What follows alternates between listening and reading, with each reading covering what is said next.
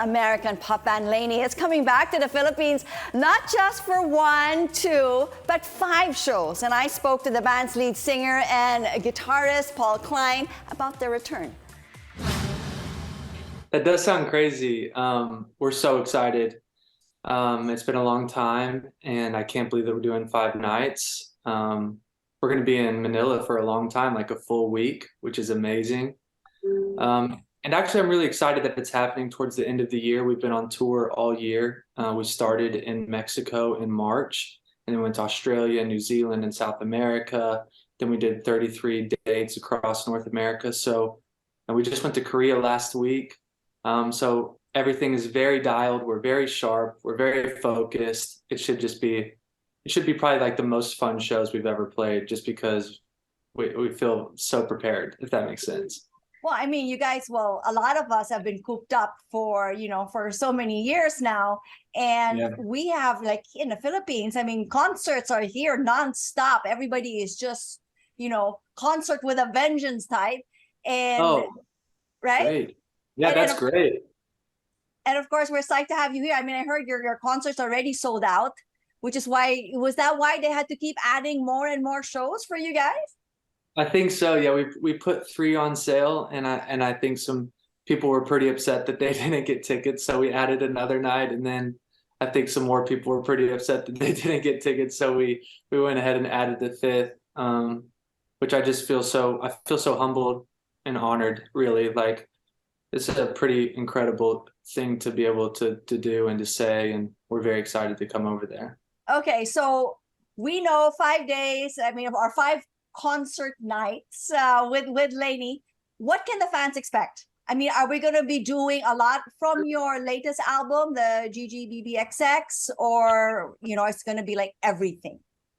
It should include almost everything. We've tried to pick a handful of songs from each album, each era of the band.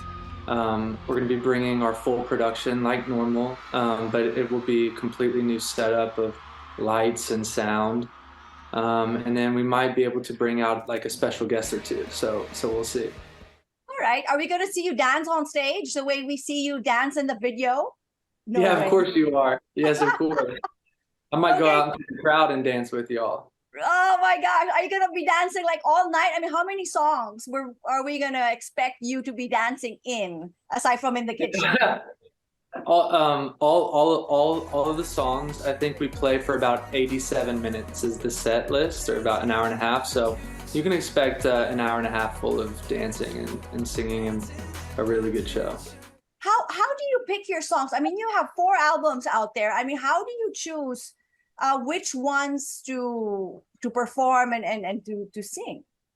It's actually really, really challenging, because there's a lot of factors that go into it. You want to play, you want to try to please everyone, but obviously that's impossible. But you want to start the set with like kind of a lot of energy, so normally like more up-tempo songs, and then eventually you want to kind of dip down. There's like what we call peaks and valleys as far as like the ebb and flow of the set list. And then you also have to be aware of what keys certain songs are in, because it's also nice to string consecutive songs that are in the same key, because you can build really cool transitions between the show.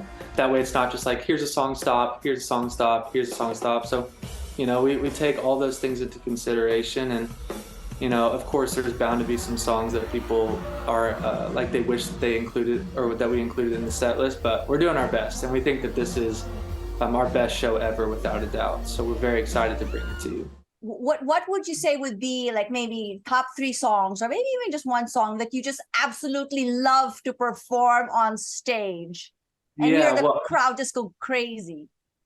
It's crazy, because we actually haven't been a band for that long, and there already seems to be like some kind of classics that we just can't get away from. Like I Love You So Bad, Malibu Nights, even like Pink Skies, which is so interesting. But I know that a lot of Filipinos love that song.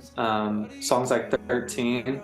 But we're going to start the set on this tour with a song called You. And it's been one of my favorites just to start with. We kind of play it a little differently than the way it's recorded, and it's a great way to start the show. Well, at least, lucky for you, when you perform here in the Philippines, we love to sing. So you won't Yeah, need to sing so much because we're going to sing it all for you, right? I You really, know I it, right? really, I'm really looking forward to it. It's one of my favorite places to play, and I think everyone knows, all the Filipinos know that I love when people sing with me, and that's always encouraged, always invited, always welcomed. So Let's talk about your album. I mean, the latest one that's out. I know, well, from my last spoke, you had two albums that came out, and it was like all back to back during the pandemic. You released Mama's Boy, and then pandemic hit, and then you just said, let's just make another one, right? yeah, I mean, obviously there was a lot of stuff out of our control during the last couple years, and we all around the world had to make the most of it. We put out, like you said, Mama's Boy in October of 2020, and we were kind of faced with two decisions. We can sit on the couch and just wait for things to open back up, or we can go make another album and then go sit on the couch and wait for things to open back up. So that's what we did. I'm so glad we did, because we now have a lot of new material to go on tour with and play. And there's a few songs off that album that have been really, really important for us and in our career. And they've been really fun to play live. I'm excited to play the new ones for you guys. Which ones? Give me the song, the titles that you're so psyched to play. I mean, you Well, mentioned it's some been earlier, but from the GGBB sets.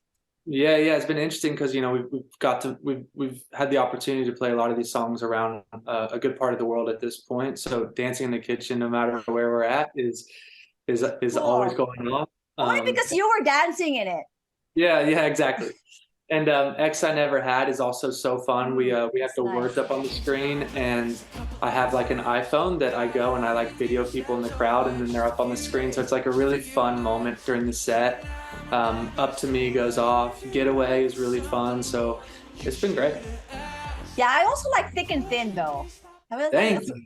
that's one of my favorite songs from this. Okay, now is there an easier way for me to say GGBBXX, or do I No, really have to say GGBBXX? well, you can just shorten it to GG if you want. GG. Okay, so GG would be an easier way. Yeah. Tell me.